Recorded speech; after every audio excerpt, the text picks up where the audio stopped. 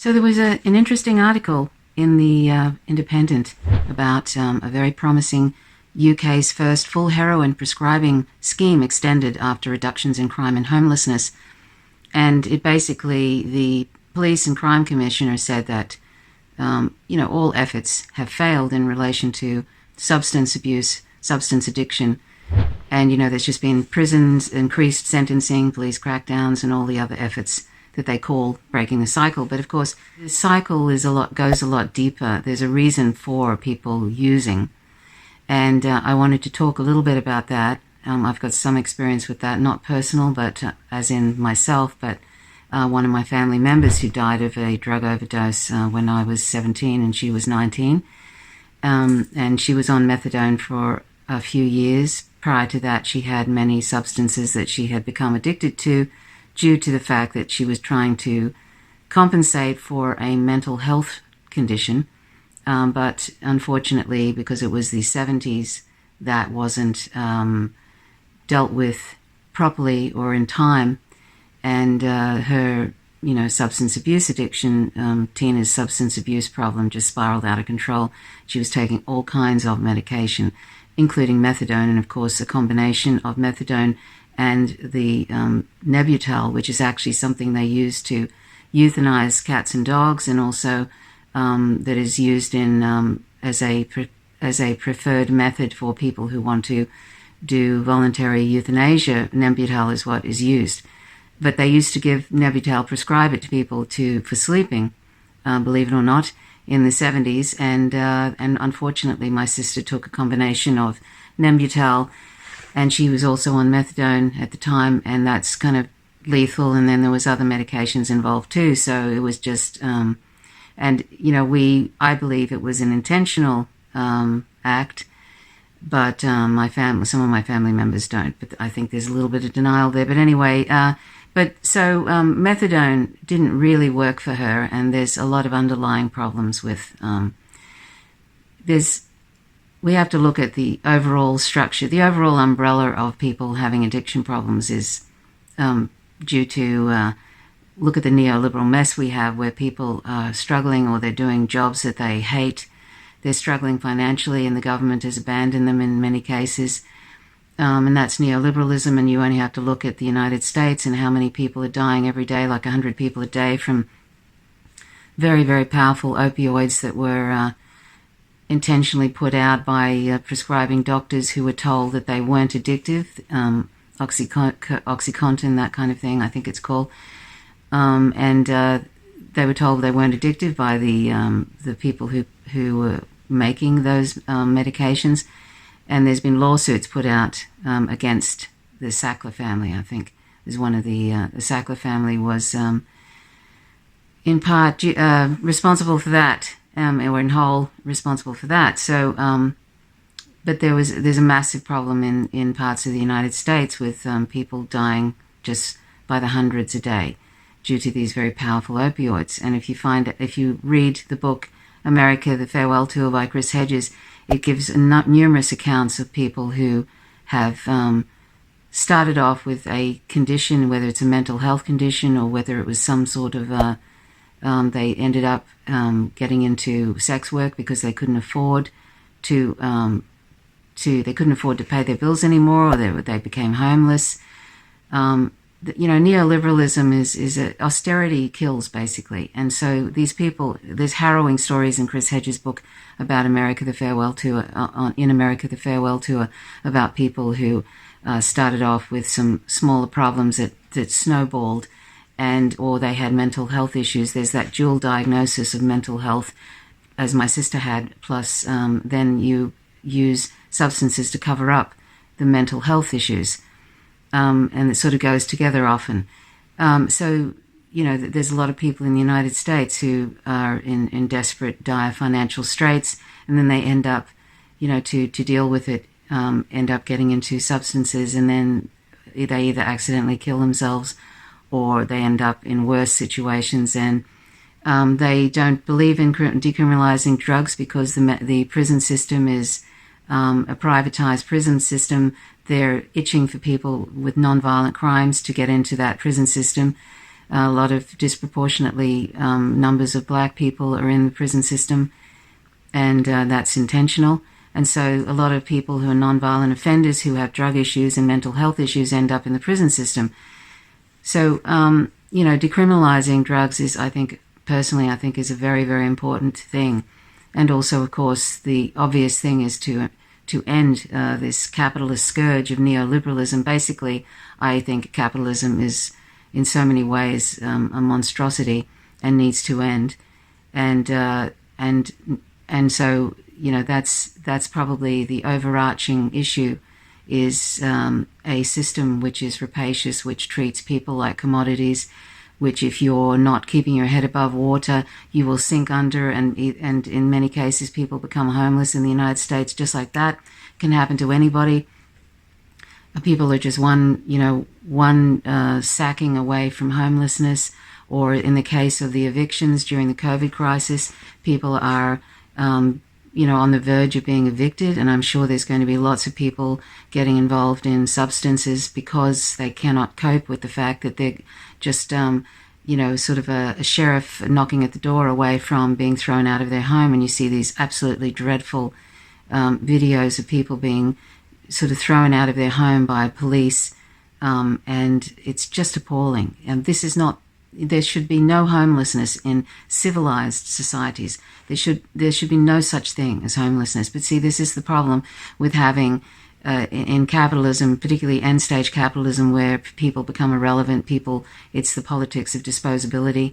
This is what's going to happen. And so there are literally about 30 million to 40 million people on the verge of eviction in the United States. And the Democratic Party has done nothing but say that they will offer legal aid. That's not a solution to that issue. Legal aid to prevent people from being evicted. Seriously, they've done nothing to come to the party to help, really, to stop this. And this is often the case in our society, that we never ever look at the causes of these various things, because to look at the cause would mean you'd have to fundamentally change the way that society is functioning and the way governments are functioning. And that's the thing. They don't want to look at that. They also, neoliberal governments would be quite happy if a lot of these people who they consider losers died of overdoses. In the United States, for sure, they see it's a way of, in some ways, culling people that they consider undesirable. As what the Nazis would have called useless eaters, although that was usually applied to people who were disabled. But I think that there are these sort of sociopaths and psychopaths who have no empathy in power, and you would have to say most of them must be like that, because why would they allow people to be evicted in a pandemic? Why would they allow people to be dying by 100 a day of opioids? Because a lot of them either have mental health issues that are not addressed due to the health system, which they could fix like that. The Democratic Party, if they really wanted to win, could actually bring in Medicare for all, which saves the government $450 billion with a B, a year, plus save the lives of 70,000 people on top of the ones that are already saved. Why wouldn't they bring that in a pandemic? Because they're a neoliberal, corporate-owned, a warmongering, corporate-owned party.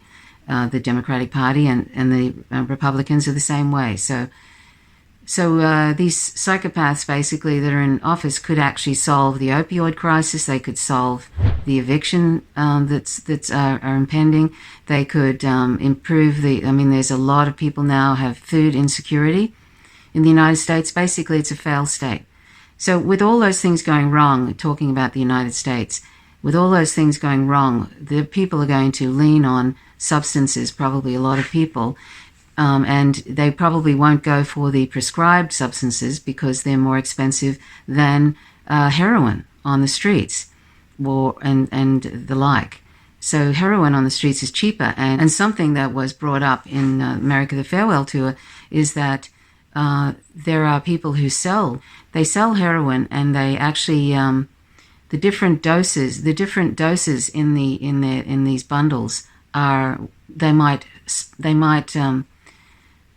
contaminate the heroin with fentanyl, so that if somebody overdoses on one of those doses within this bundle, then it's good advertising for the dealer, because it indicates that their heroin is very, very powerful. So it's terrible that that's actually a selling point, sort of contaminating heroin with fentanyl, which is much more powerful than heroin.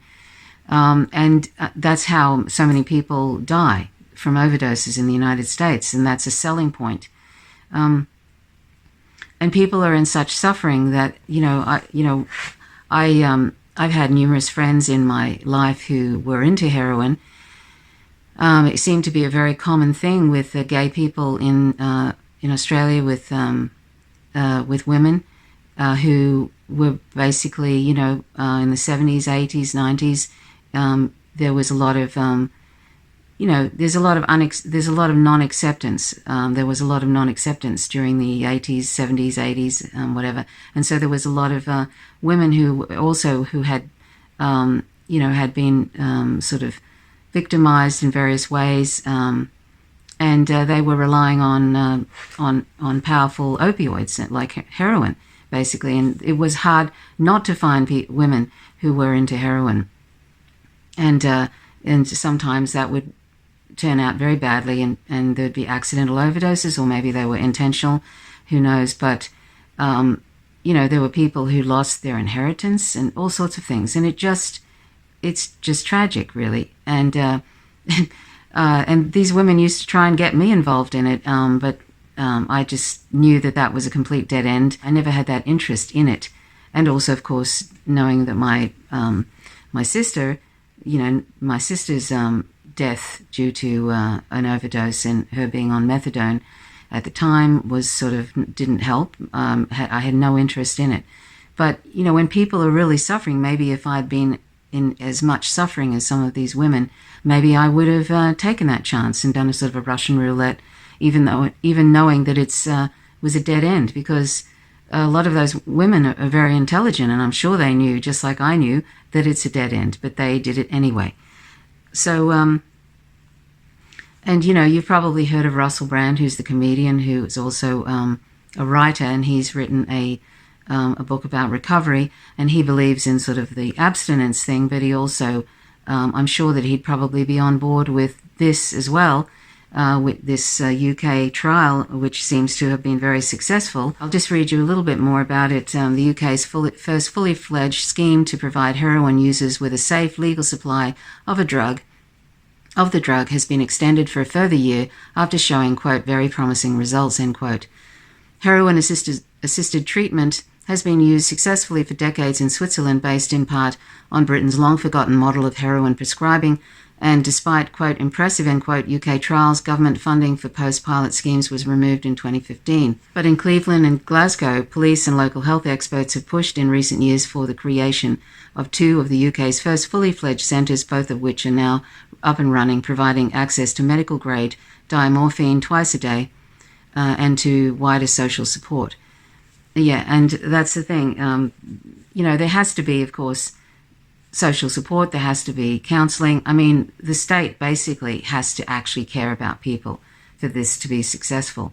They actually have to care. There has to be counselling. There has to be social support. There has to be some kind of like a UBI, a universal basic income. And it'd be better to have a federal job guarantee. But for as long as it takes for that person to get into some sort of recovery, and it works. Abstinence-based works for some people, and this might work for other people.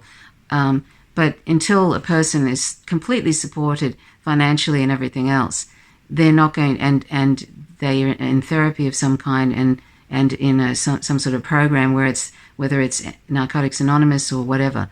Russell Brand, he still goes every day to a support program like Narcotics Anonymous or whatever, because it's a day-by-day thing.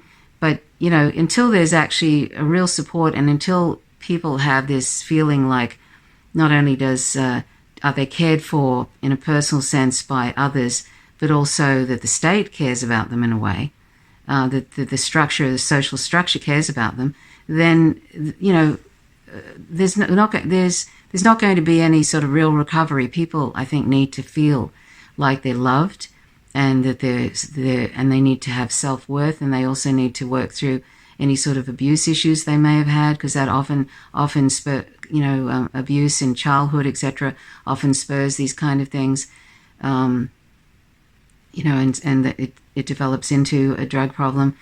And when I was nursing, I've worked in a methadone clinic, and I was actually dispensing methadone. I was dealing with people who had substance abuse issues every day, and they were very young, some of them.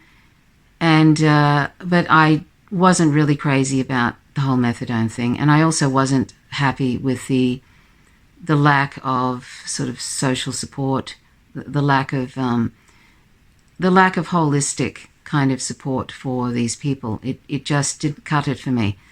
So I didn't stay in that very long, but I stayed in it long enough. There was also another program where they would sort of try and prevent people from going continually through court programs, continually through the criminal justice system. So it was called Merit, and that was also a good thing. But basically, until we fundamentally change society, and to make it to make society and government actually people-oriented instead of everything being looked at in economic terms, until there's something real and caring and real support where people are valued over everything.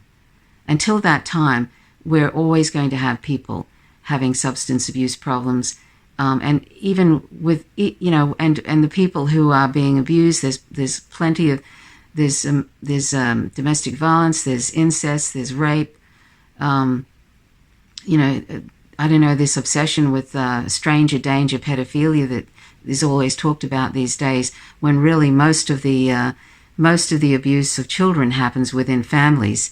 So there are plenty of people who are struggling to deal with those issues and end up oftentimes with substance abuse issues, and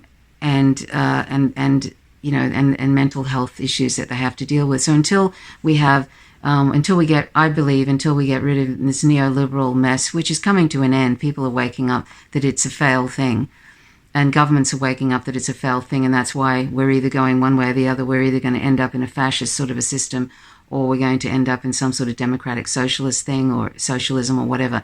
There's a battle between those two things at the moment, and I think fascism to some degree is sort of winning.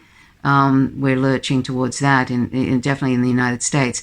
But people are waking up that this neoliberalism was a scourge. It's 30 or 40 years of that awful scourge that's ended up with austerity, which has made people struggling. People are struggling so badly now. It's untenable for a lot of people. And so, we're going to have to, capitalism is going to have to come to an end. There's no pretty way. There's no way to pretty up capitalism. And also in end-stage capitalism, it's inextricably linked with imperialism. So that's another good reason to end it. And of course, that we're lurching towards fascism, which is because the oligarchs are realizing that society is not going to handle this anymore. The public isn't going to handle it anymore. So that's why it's starting to become fascistic, because they know people are bucking up against this failed neoliberalism. So anyway, there's a lot in this that is the causes of substance abuse, and just sort of, and I'm not saying that I feel decriminalizing of drugs, of course, if you didn't have a system where private prisons was a thing and profiting off non-violent criminals, etc., if you didn't have that kind of thing, of the whole private prison mass incarceration thing, then and they like the fact that there are people who have minor drug offenses and are constantly being imprisoned for minor drug offenses. They love that. So if we decriminalize drugs, and I think it'll be the same. It'll be the same result as this decriminalization, and also medical heroin.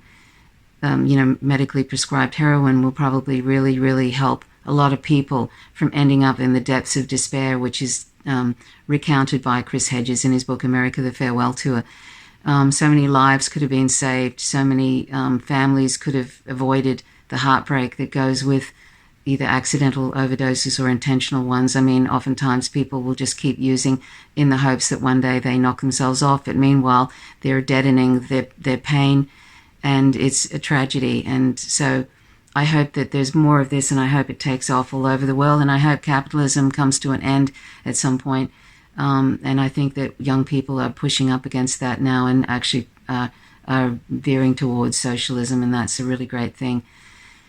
So anyway, I hope that made sense. But I think if my sister was alive today and she had the same problems, it probably because of the recognition of these dual diagnosis issues now, and also that there's not that sort of terrible looking down upon people so much with drug dependence issues now as there was, say, in the 70s. I think she may have actually managed to get through with some good help. So, but anyway, that's my thoughts on it, and please feel free to leave comments in the comment section. And you might want to check out Russell Brand's book. I can't remember the whole name, but it's got Recovery as the first name, and I think he's actually got some very good ideas about recovery. I think his thing is an abstinence thing, but also incredible social support and people feeling like they're loved and that their life has meaning. And of course, we all need that, don't we? Everybody needs to feel like they're loved and that their life has meaning. That should be just something we should all be trying to support in society, and get rid of this whole obsession with economics and all of that. Thanks for watching.